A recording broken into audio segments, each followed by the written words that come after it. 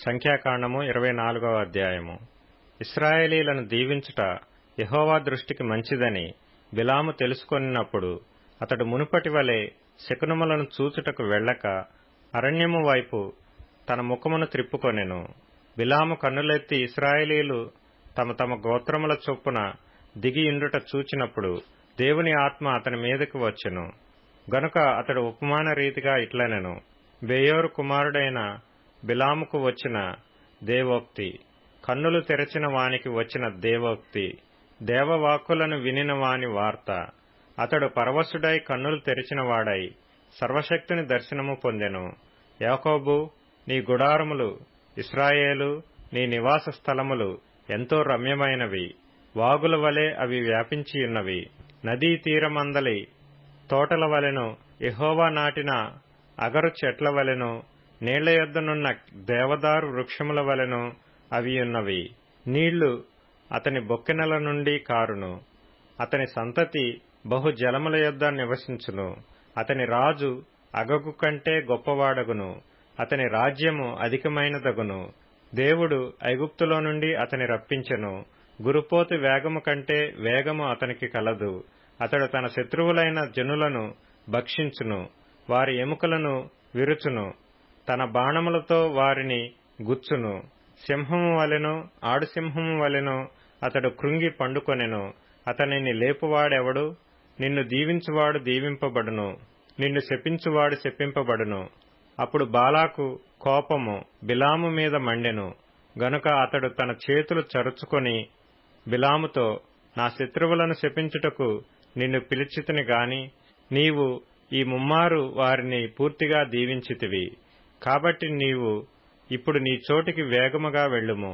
నేను నిన్ను మిక్కిలి గణపరచెదనని చెప్పితిని గాని యెహోవా నీవు ఘనత పొందకుండా ఆటంకపరచుననెను. అందుకు బిలాము బాలాకుతో, బాలాకు తన ఇంటెడు వెండి బంగారములను నాకిచ్చినను నా ఇష్టము చొప్పున మేలైనను కీడైనను చేయుటకు యెహోవా సెలవిచ్చిన మాటను మేరలేను. యెహోవా ఏమి సెలవిచ్చునో అదే పలికెదనని నీవు నా యొద్దకు పంపిన నీ దూతలతో నేను చెప్పలేదా? చిత్తగించుము, నేను నా జనుల యొద్దకు వెళ్ళుచున్నాను.